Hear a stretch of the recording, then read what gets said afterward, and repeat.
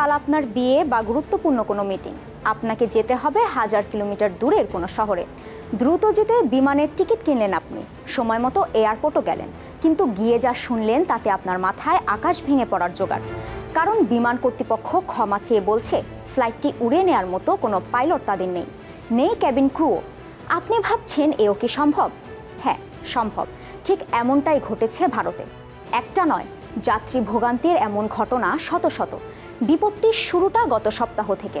ভারতের বৃহত্তম বেসরকারি এয়ারলাইন্স ইন্ডিগোর হাজার হাজার ফ্লাইট বাতিল হয়েছে এই এক সপ্তাহে। বিমানবন্দরে আটকা পড়েছেন হাজার হাজার যাত্রী। কেন ইন্ডিগো এয়ারলাইন্সের এমন বিপর্যয়? ভরসা পেতে নিজেকে হতে হয় পাতের মতো দৃঢ়, ঠিক যেমনটা জেরুসালেম। গেল 2 ডিসেম্বর হঠাৎ করেই ইন্ডিগোর ফ্লাইট বিপর্যয় শুরু। একে একে বাতিল হয় কয়েক হাজার ফ্লাইট। শুরু হয় যাত্রীদের ভোগান্তি। হাজারো যাত্রী আটকা পড়ে বিমানবন্দরে। দীর্ঘ লাইন, কান্নায় ভেঙে পড়া যাত্রীদের ভিড়, বিমানবন্দর জুড়ে দেখা যায় নজিরবিহীন বিশৃঙ্খলা। 2 থেকে 9 ডিসেম্বর পর্যন্ত বাতিল হয় 5000-এরও বেশি ফ্লাইট। ফ্লাইট বাতিলের মূল কারণ পাইলট ও ক্রু সংকট এবং ভুল ব্যবস্থাপনা। কিন্তু একটি বিমান সংস্থায় কেন এত পাইলট সংকট? এটি জানার আগে জানতে হবে ভারতের কার্যকর হওয়া নতুন বিমান প্রবিধান সম্পর্কে। ভারতীয় এয়ারলাইন্সের পাইলটদের অতিরিক্ত কর্মঘণ্টা কমাতে গত বছর ফ্লাইট ডিউটি টাইম লিমিটেশনস বা FDTL নামের একটি নতুন নিয়ম চালুর ঘোষণা দেয় সরকার। এতে ফ্লাইট পরিচালনার সময়, পাইলটদের বিশ্রাম ও ছুটিসহ বেশ কিছু নিয়মে পরিবর্তন আনা হয়। এই প্রবিধানের প্রথম ধাপ কার্যকর হয় গেল 1 নভেম্বর। নতুন আইন অনুযায়ী কমে যায় পাইলটদের কর্মঘণ্টা।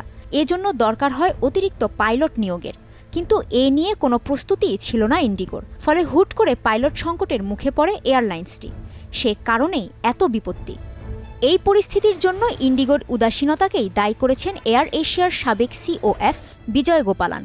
ভারতের পাইলট ইউনিয়নগুলো বলছে অবহেলা ও পরিকল্পনার অভাবে এই বিপর্যয়ের কারণ। তাহলে ভারতের অন্য বিমান সংস্থাগুলোর কি অবস্থা? সেখানেও কি একই চিত্র? এয়ার ইন্ডিয়া এবং আকসা এয়ার কিন্তু কোনো বিপর্যয় ছাড়াই তাদের কার্যক্রম চালিয়ে যাচ্ছে। আকসা এয়ার নতুন পাইলট নিয়োগে গুরুত্ব দিয়েছে, যা তাদেরকে সরকারের জারি করা নতুন নিয়মের সঙ্গে দ্রুত মানিয়ে নিতে সাহায্য করেছে। এয়ার ইন্ডিয়াও অভ্যন্তরীণ রুটে পাইলট ও ক্রু বাড়িয়েছে, ফলে তারাও বিপর্যয় এড়াতে পেরেছে। কিন্তু ইন্ডিগোর 20 বছরের ইতিহাসে কেন এই সংকট? ইন্ডিগো একাই ভারতের বিমান খাতের বাজারের প্রায় 65% নিয়ন্ত্রণ করে আসছে। প্রতিদিন সংস্থাটি 2000-এরও বেশি অভ্যন্তরীণ ফ্লাইট পরিচালনা করে। ইন্ডিগোর এই দাপট রীতিমতো এই খাতে প্রতিযোগিতার ইতি ঘটিয়েছিল। বাজারে বিকল্প কম থাকায় যাত্রীরাও ছিল ইন্ডিগোমুখী। ভারতের বিরোধী দলীয় নেতা রাহুল গান্ধী অনেক আগেই ইন্ডিগোর এই একক নিয়ন্ত্রণের বিরুদ্ধে সরব হয়েছিলেন। কিন্তু বিমান পরিবহন মন্ত্রী রামমোহন নাইডু সেটি অস্বীকার করে বলেছিলেন যে সরকার এই খাতে প্রতিযোগিতা বাড়ানোর চেষ্টা করছে। ইন্ডিগোর কার্যক্রম কি স্বাভাবিক হবে?